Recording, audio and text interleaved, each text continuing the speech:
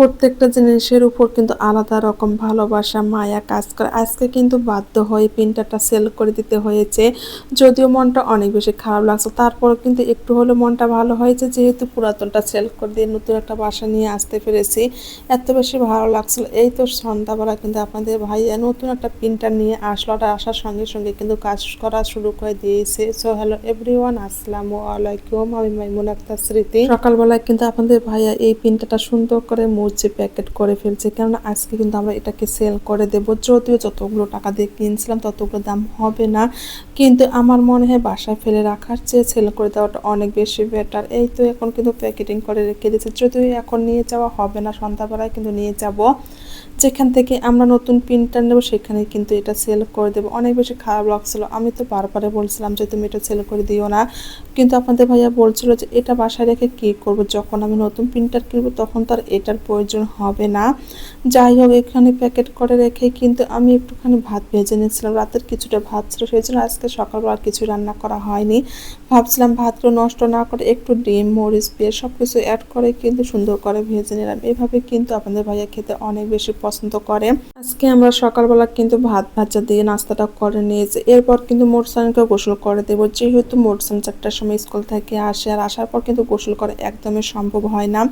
এখন কিন্তু প্রায় শীত চলে এসেছে, আর বিকেলবেলা গোসল করলে অনেকটা ঠান্ডা লেগে যাবে, সেই জন্য কিন্তু সকালবেলায় গোসল করে দিয়েছে। এই তো আমার বাবাটা কিন্তু গোসল করে এসে চুল শুকাচ্ছিল, যেহেতু চুলটা একটু ভেজা ছিল আর ঠান্ডা লাগতে পারে, ও কিন্তু নিজে নিজে চুলটা শুকিয়ে নিচ্ছিল। আসলে বাচ্চা কাচ্চারা বড় হলে কিন্তু অনেক দিক দিয়েই কিন্তু সুবিধা আছে, তাই না? আমার ছেলে কিন্তু মাশাআল্লাহ এখন নিজে গোসলও করতে পারে। যাই হোক, ওদেরকে স্কুলে পাঠিয়ে কিন্তু আজকে রান্না করব, কিন্তু আজকে কোনো বাজারে ছিল না। কালকে যেহেতু শুক্রবার, আপনাদের ভাইয়া যদিও আজকে বাজার আনতে চেয়েছে, আমি বললাম যে তুমি শুক্রবার গিয়ে নিয়ে আসো, আজকে কিছু একটা রান্না করে নেবো। এখানে একটু পাতলা করে ডাল করছি, তার সঙ্গে ডিম দিয়ে দেব। আর ফ্রিজে কিন্তু একটা টোপলায় মাছ আছে, সেগুলো আমি কিন্তু একেবারে ভুনা করব। মোরসান যেহেতু মাছ খাবে না, সেই জন্য কিন্তু আমি মূলত ডাল এবং ডিম ভেজে নিয়েছি। আজকে দুপুরে কিন্তু আমরা এগুলোই খাওয়া দাওয়া কমপ্লিট করে নেবো। এরপর কিন্তু আমি দুপুরবেলা মোরসানের জন্য টিফিনটাও নিয়ে যাব, যেহেতু দুপুরবেলাটা আমাকে টিফিন নিয়ে যেয়ে ওকে খাইয়ে কিন্তু আবারও আসতে হয়। আসলে না, মা হওয়ার পর বুঝতে পারি কত কত দায়িত্ব থাকে, সংসার, বাচ্চা, হাজব্যান্ড সব কিছু কিন্তু একটা মেয়েকে সামলাতে হয়।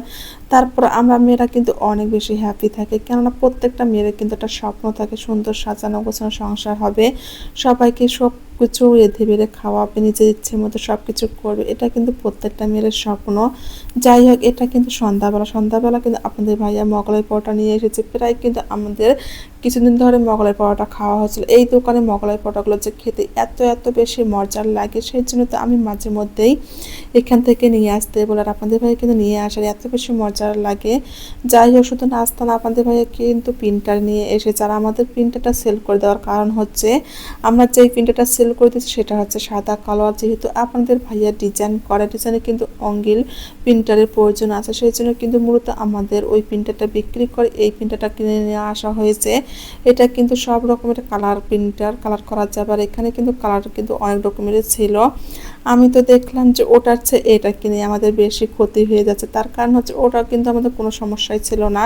আর এটাতে নাকি মাঝে মধ্যে কালারগুলো চেঞ্জ করতে হবে, আর একটা কিন্তু কালারের বোতলের দাম হচ্ছে 500 টাকা করে। বলা যায় নতুন কিছু নিয়ে আসলে যে এত বেশি খরচটা বাড়বে, সেটা তো বুঝতেই পারি না। যাই হোক, আপনাদের ভাই যেহেতু এটা প্রয়োজন ছিল, আর আমাদের যেহেতু সবসময় ডিজাইন করতে হয়, আপনাদের ভাই যেহেতু একজন সিভিল ইঞ্জিনিয়ার, আর ওকে কিন্তু ডিজাইন করতে হয়, সেই জন্য কিন্তু এই জিনিসটার আমাদের অনেক বেশি প্রয়োজন। বাধ্য হয়ে মূলত আমরা সেই স্বপ্নের সেই সুন্দর জিনিসটা বিক্রি করে দিয়েছি। ওটা কিন্তু আপনাদের ভাইয়া শখ করে কিনেছিল।